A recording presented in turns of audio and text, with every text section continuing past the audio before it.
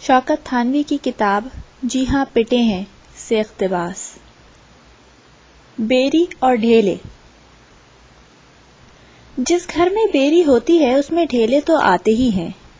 چنانچہ یہ جو اب نہایت اطمینان سے رفیقہ حیات بنی بیٹھی ہیں، ایک زمانے میں نہایت شدید قسم کی بیری رہ چکی ہیں، جن کے لیے اس خاکسار کو بھی ڈھیلا بن کر اچھلنا پڑا۔ اور وہ گھر جو اب ہماری سسرال کہلاتا ہے، ایسے ایسے عجیب و غریب ڈھیلوں کی چاند ماری بنا ہوا تھا کہ اب کیا عرض کیا جائے۔ ہم کو یہ تفصیل اس لیے اور بھی معلوم ہے کہ خاکسار ڈھیلا رہنے کے علاوہ پہلے سے کچھ رشتہ دار بھی تھے، اور ہمارے یہاں تو اس سلسلے کا گویا ٹیلی پرنٹر لگا تھا کہ جس میں ذرا ذرا سی بات کی خبر آ جایا کرتی تھی کہ آج کس کی نسبت آئی اور اس کا کیا جواب دیا گیا۔ بات اصل میں یہ تھی کہ ان بیوی صاحبہ کی والدہ محترمہ جو آخر کار اس نیاز مند کی خوش دامن بن کر راہی ملک عدم ہوئی، کچھ عجیب بلند حوصلہ محترمہ واقع ہوئی تھیں، اور ان صاحبزادی کے متعلق تو ان کا یہ خیال تھا کہ ہفت اقلیم میں ایسی لڑکی کاہے کو کسی کے ہاں پیدا ہوئی ہوگی، چند آفتاب چند مہتاب، پڑھی لکھی یعنی مڈل پاس، سلیقہ شعار ایسی کہ کروشیا سے تکیے کا غلاف کہیے تو 12 سنگا بنا دے، کہیے تو خرگوش بنا دے، سینے پرونے میں ایسی ماہر کے رومالوں کے کونے پر ایسے ایسے پھول کاڑ کر دکھا دے جو آج تک کسی دنیا کے حصے میں کھلے ہی نہ ہو، کرتا وہ سی لے، جمپر کے ایک سے ایک ڈیزائن اس سے لے لیجئے۔ مختصر یہ کہ ایسی ہمہ صفت لڑکی کے لیے وہ کوئی معمولی قسم کا رشتہ تو ظاہر قبول کر ہی نہیں سکتی تھی۔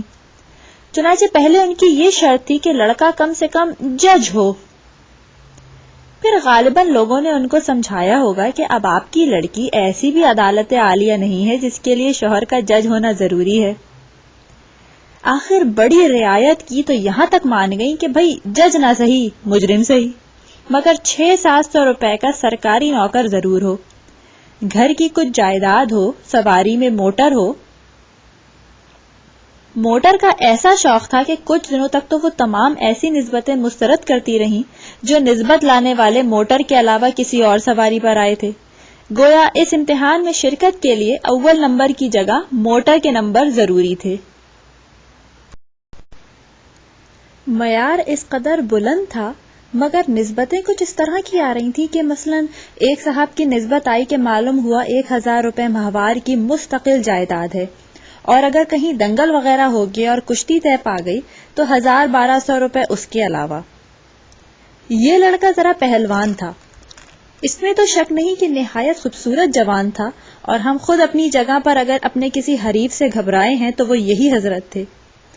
اندیشہ یہ تھا کہ اگر ان کو معلوم ہو گیا کہ ہم بھی امیدواروں میں ہیں تو بغیر طے کیے کشتی کے لیے خم ٹھوک کے سامنے آ جائیں گے، حالانکہ ہمارا ان کا مقابلہ ہی کیا۔ اشتہاروں میں اس قسم کی تصویر اکثر آپ نے دیکھی ہوگی کہ ایک سوکھا سہما ہڈیوں کا ڈھانچہ ایک طرف کھڑا ہے اور ایک پہاڑ کا پہاڑ آدمی دوسری طرف، اور نیچے لکھا ہے دوا کھانے سے پہلے اور دوا کھانے کے بعد۔ تو ہم توازن کے طور پہ دوا کھانے سے پہلے والے واقع ہوئے تھے، اور وہ تھے دوا کھانے کے بعد والی قوم کے ایک فرد۔ مگر خدا کا کرنا ایسا ہوا کہ خوش دامن صاحبہ کی سمجھ میں خود ہی یہ بات آ گئی کہ اگر یہ دیوان کا داماد بن گیا تو کسی دن سب کا ناشتہ کٹ جائے گا۔ کہنے لگی، نہ بابا، میری لونڈیا سیکھ سلائی سوکھی سہمی دھان پان، یہ تو کوئی جوڑی نہیں۔ ہرچند کہ پہلوان صاحب اس صاف جواب کے بعد بھی کوششیں کرتے رہے کہ میں کشتی لڑنا چھوڑ دیتا ہوں، ورزش بھی نہیں کروں گا، اور اگر نسبت طے ہو گئی تو فاقے کر کے آدمی بننے کی کوشش کروں گا، مگر خوش دامن صاحبہ نے ایک نہ سنی۔ ایک اور نسبت جس نے ہم کو سب سے زیادہ کوفت میں مبتلا کر رکھا تھا ایک نواب صاحب کے یہاں سے آئی تھی۔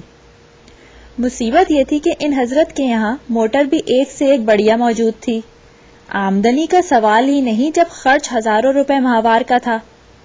کچھ خطاب یافتہ بھی تھے، اس کے لیے بھی تیار تھے کہ لڑکی کے نام جتنی کہیے جائیداد لکھ دیں، مہر جتنا کہیے باندھ لیں، البتہ عیب صرف ایک تھا کہ عمر ذرا زیادہ تھی، یہی کوئی 50-55 کے لگ بھگ تھی، یعنی جسم سے کافور کی بو آنی شروع ہو گئی تھی۔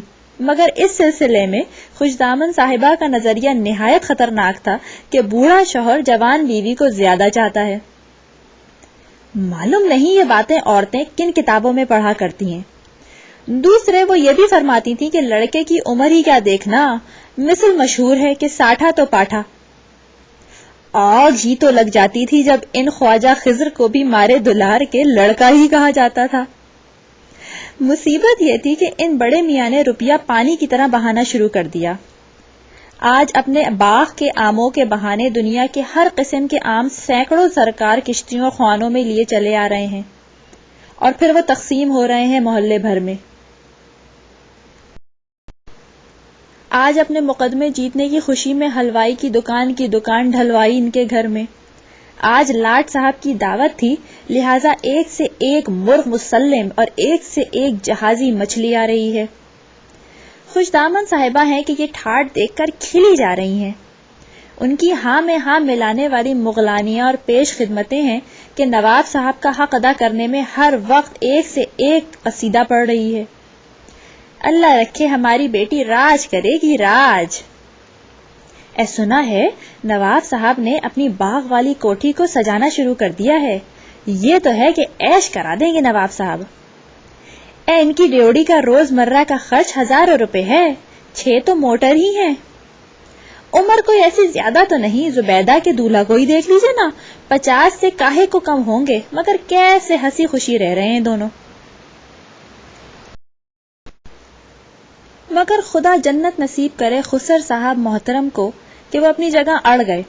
دنیا ادھر کی ادھر ہو جائے مگر میں اپنی لونڈیا کو اس ٹوٹی ہوئی سونے کی قبر میں ہرگز دفن نہ کروں گا۔ بات یہ تھی کہ خسر صاحب محترم ان حضرت کو پہلے ہی سے مارے سعادت مندی کے بھائی صاحب کہا کرتے تھے، اور اب وہ حضرت ان کو قبلہ کہنے پر تل گئے۔ ہر چند خسر صاحب محترم کے لیے زندگی میں یہ پہلا موقع تھا کہ بیوی کی کسی بات کی مخالفت کا کفر ان کے سر ہو رہا تھا، مگر معلوم یہ ہوتا تھا کہ جیسے وہ جان پر کھیل کر بیٹی کی جان بچانے کا عزم کر چکے ہیں۔ دنیا حیران تھی کہ بارگاہ جوروی کے اس حاشیہ نشینی میں یہ جرأت رندانہ کہاں سے آ گئی۔ خود بیگم صاحبہ کا یہ علم تھا کہ شوہر کی اس بے باکی پر حیران تھی کہ کیا ماجرا ہے، مگر وہ مجاہدانہ سرفروشی کے ساتھ اپنی ضد پر قائم کہ دنیا ادھر کی ادھر ہو جائے مگر یہ رشتہ میرے جیتے جی نہیں ہو سکتا، ہرگز نہیں ہو سکتا۔ آخر خوشدامن صاحبہ نے بھی ان کو نوٹس دے دیا کہ اگر یہ رشتہ نہیں ہو سکتا تو یہ بھی کان کھول کر سن لو کہ تمہاری بہن کے پھٹیچر لڑکے کو بھی میری لڑکی نہ جائے گی۔